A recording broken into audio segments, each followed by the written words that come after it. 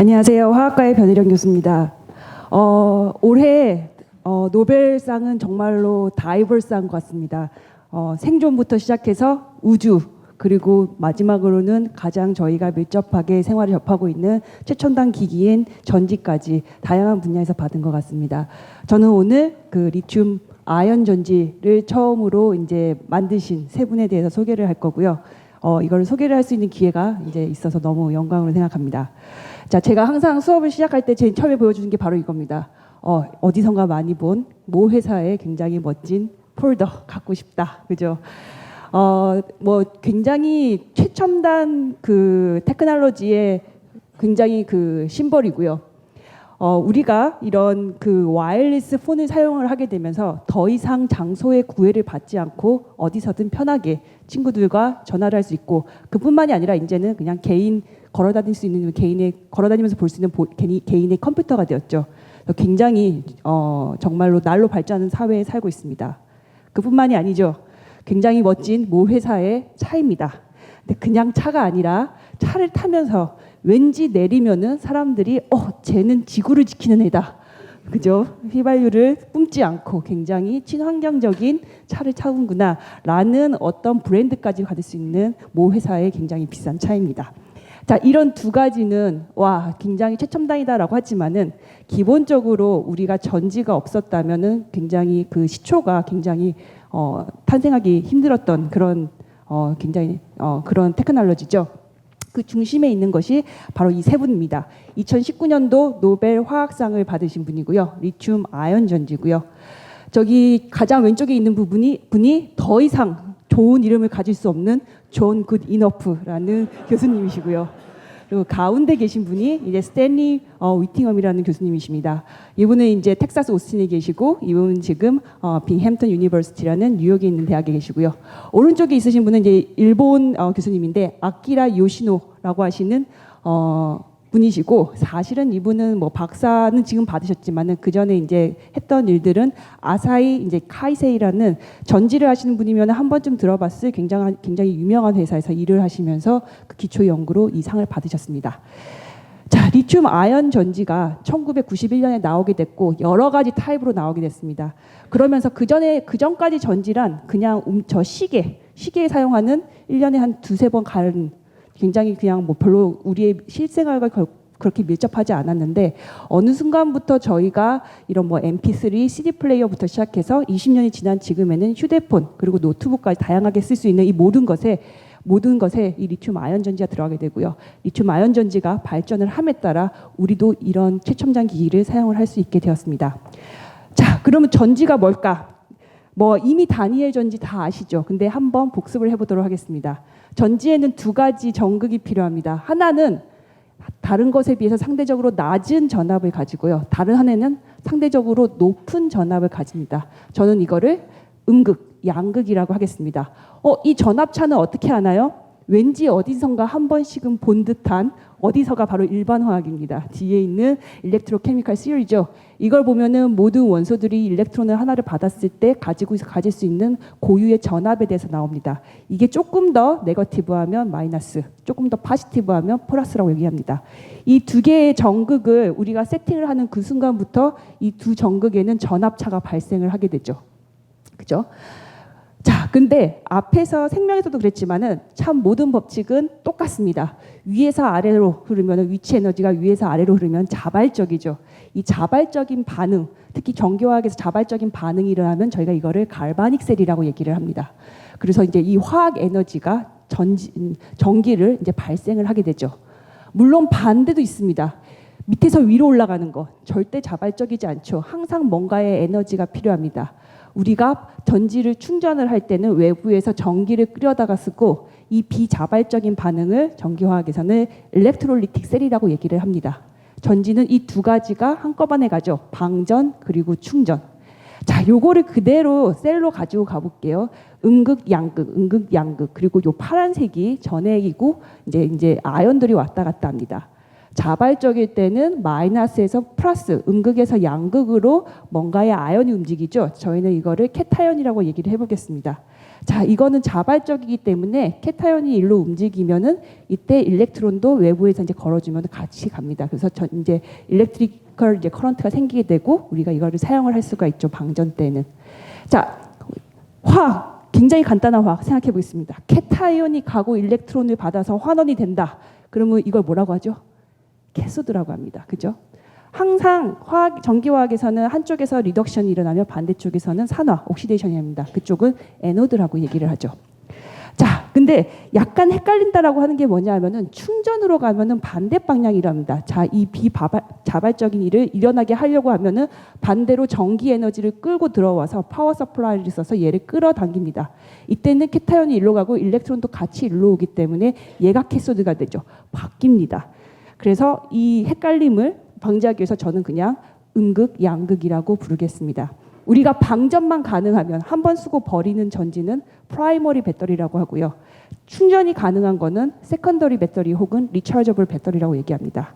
시초를 얘기를 해드리면, 자, 프라이머리 배터리입니다. 볼티지를 이제 이분의 그 성함을 이제 길어서 한 거죠. 한 번 들으면 절대 외울 수 없는 긴 이름을 가진 이분. 앞에서 하면 알렉산드로 볼타, 이분이 1800년도에 이탈리아에서 처음으로 그 기록된 문헌으로는 처음으로 전지를 보입니다. 어떻게 했냐? 징크와 커퍼를 쌓았습니다. 이름도 참 참력이 지었죠. 쌓았다 해서 파일이라고 얘기를 했습니다. 쌓았습니다. 자, 그렇게 했는데 이 커퍼는, 이 구리는 이때 옥사이드가 있어서 직접 반응에 참여하지 않고 이 안에 애시딕 솔루션이 있으면 여기 프로톤이 참여해서 이 둘 사이에서 음극과 양극을 만들고 여기서 실제로 그 전기 에너지를 이제 저장을 할 수 있다라는 것을 처음으로 보입니다. 엄청난 인기를 끌었죠.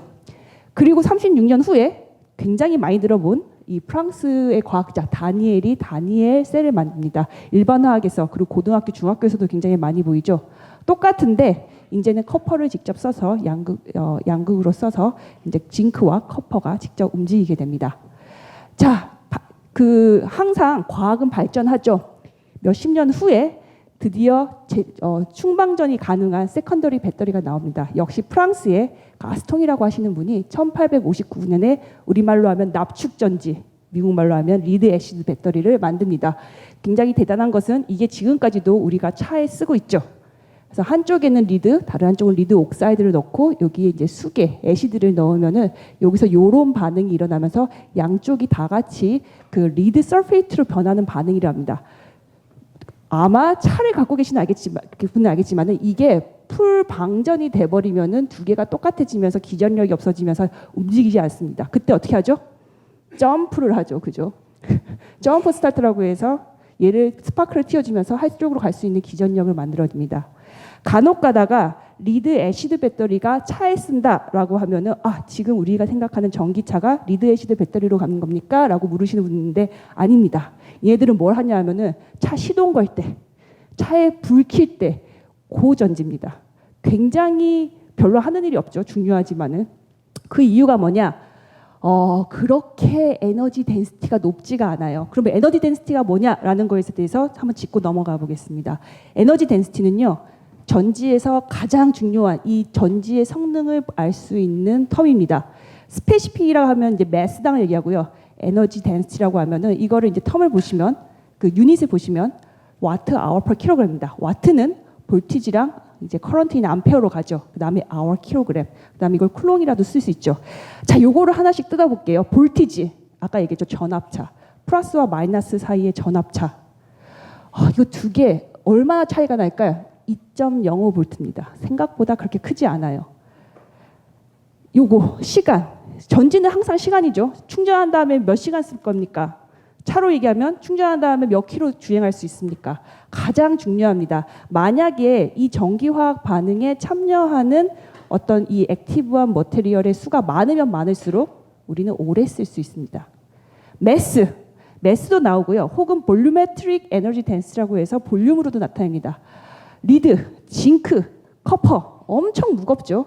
자, 이거는 크고 이거는 볼티지는 작고 얘네들이 무거우니까 많이 넣을 수 없고 전체적으로 한번 충전했을 때 쓸 수 있는 양이 적을 수밖에 없습니다. 그래서 리드 애시드 전지 같은 경우에는 35에서 40 와트 아워 퍼 킬로그램, 볼륨으로 보면 한 80 와트 아워 퍼 리터로 갑니다. 자, 이거는 많이 못 써요. 그죠? 그래서 사람들은 궁극적으로 나는 더 좋은, 더 오래 쓸 수 있는 전지를 가야겠다라는 생각을 하게 되고요. 그럴 때 이제 모든 사람이 생각한 게 리튬입니다. 이유는 가볍죠. 그리고 화학에서 어마무시하게 좋은 리튬의 장점은 얘의 리덕션 포텐셜이 엄청 낮습니다. 마이너스 3.04. 지구상에서 가장 낮은 것 중에 하나입니다. 에너지 덴시티도 굉장히 낮고요. 낮고요. 그래서 결국은 뭐 매스도 작고 포텐셜 갭도 많이 늘어나기 때문에 리튬을 쓰면은 에너지 덴시티가 높아질 수밖에 없는 겁니다.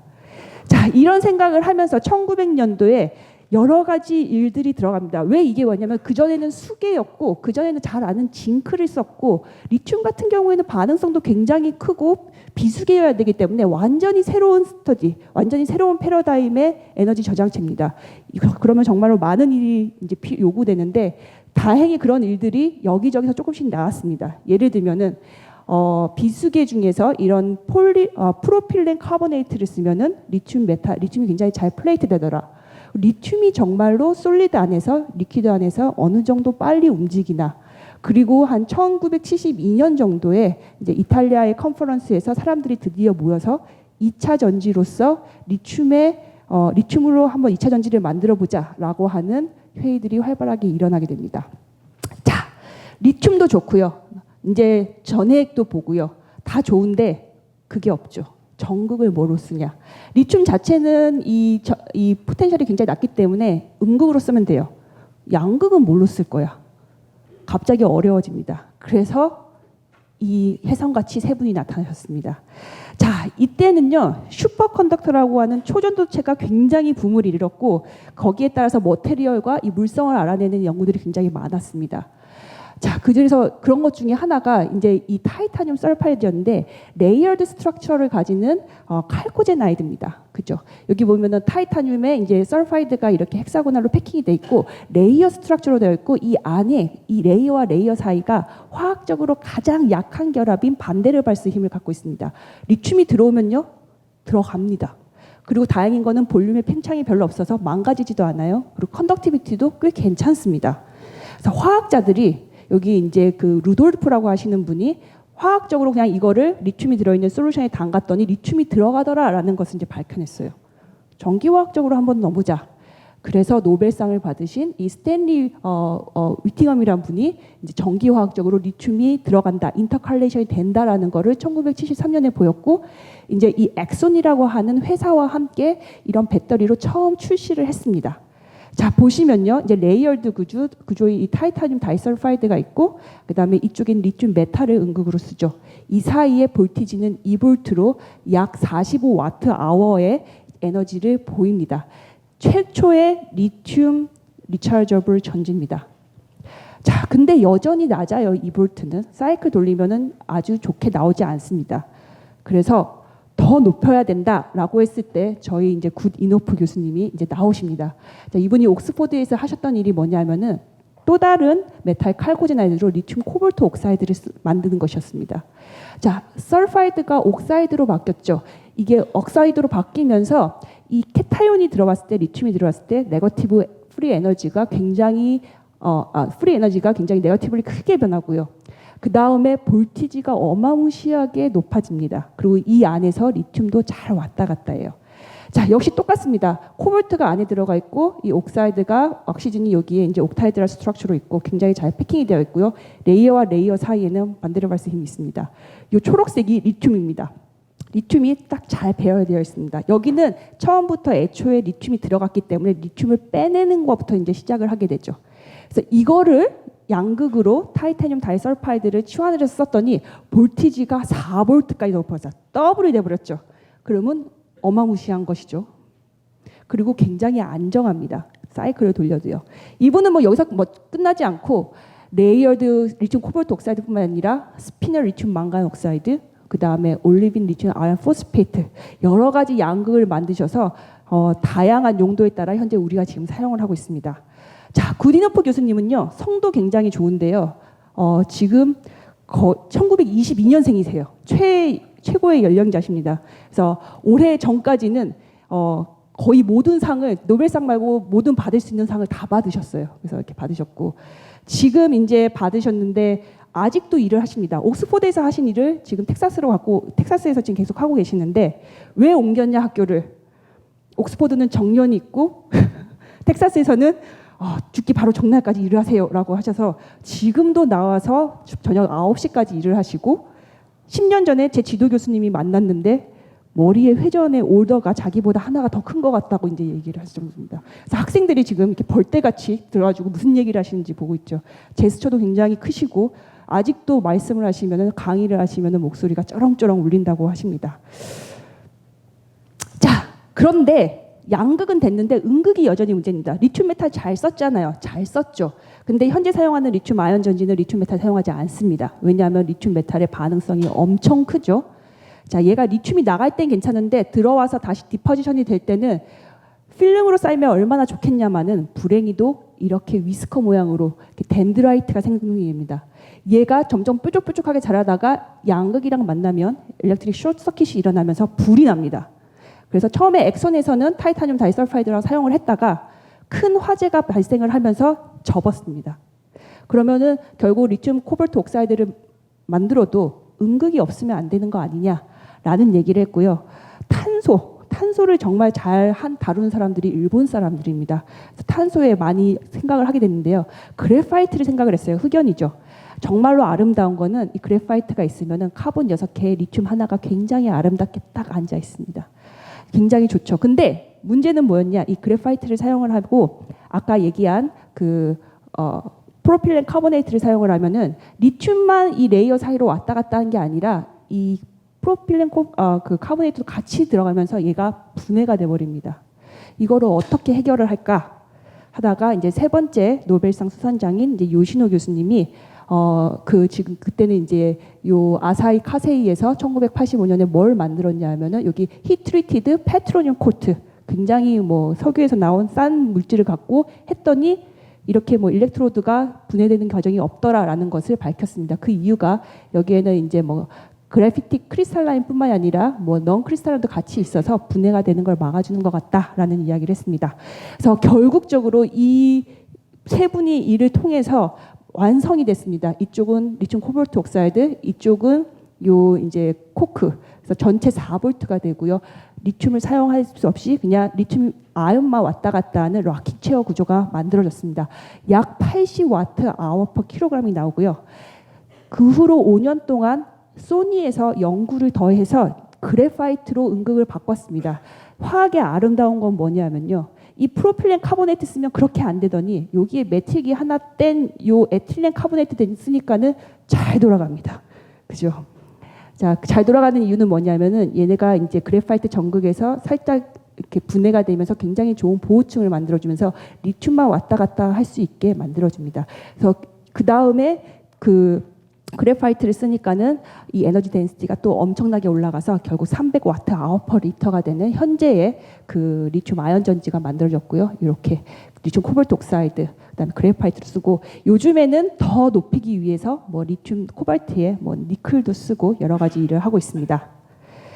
자, 올해 10월 9일에 노벨상 수상이 됐고요. 이제는 과거가 됐습니다. 그럼 앞으로는 뭐냐? 우리가 물론 노벨상을 받기 위해서 연구를 하는 건 아니지만은 이 배터리에서도 새로운 패러다임이 다시 요구가 되고 있다는 것을 말씀을 드리고 싶습니다. 예전에는 그냥 노트북 쓰는 거 정도였는데 이제는 드론, 로봇, 이 신재생 에너지를 저장할 곳, 그 다음에 전기차, 정말로 어마무시한 에너지 덴시티를 요구를 하고 있고 이게 리튬 아연 전지로는 이제 더 이상 감당이 안 됩니다. 그죠? 그리고 그 사이에 굉장히 많은 일이 있었어요. 소니가 처음에 그 리튬 아연 전지를 만들면서 정말로 소니 대국이다라고 했는데 지금은 접었습니다. 그 사이에 우리나라의 기업들이 지금 1위를 거의 하고 있죠. 그런데 중국이 바짝 뒤를 추격하고 있습니다. 왜 망했습니까? 성패가 어디서 왔다 갔다 합니까? 이겁니다. 불나죠. 그죠? 불나고 또 불납니다. 그래파이트를 써도 여전히 충전이 오래되면 여러 가지 문제가 있고 그 위험성에 대해서 지금 굉장히 우리가 인식을 많이 하고 있죠. 특히 이제 완전히 산업적인 구조가 바뀌어서 이렇게 전기차를 만들어야겠다라는 추세가 가고 있고요. 테슬라의 밑에 뜯어보면 이 밑이 다 이런 리튬 아연 전지로 깔려 있습니다. 그리고 동시에 얘를 어떻게 하면 빨리 충전을 할까라는 것도 굉장히 중요한 이슈가 있죠. 자, 그래서 이제는 그냥 리튬 아연 전지가 아니라 항상 얘의 에너지 덴시티를 개솔린이랑 비교를 하게 됩니다. 그리고 이 전지를 이끄는 것도 이제 단지 전지 회사가 아니라 차 회사랑 이제 같이 가죠. 그래서 도요타가 자꾸 이런 것을 이제 보여주죠. 제발 우리가 리튬 전지로 해서 이만큼 따라가자. 그런데 리튬 아연 전지는 아까도 말씀드렸지만 이제 할 만큼 했어요. 할 만큼 했다는 것은 얘의 맥시멈의 어떤 카패시티를 우리가 지금 다 충분히 느끼면서 쓰고 있어요.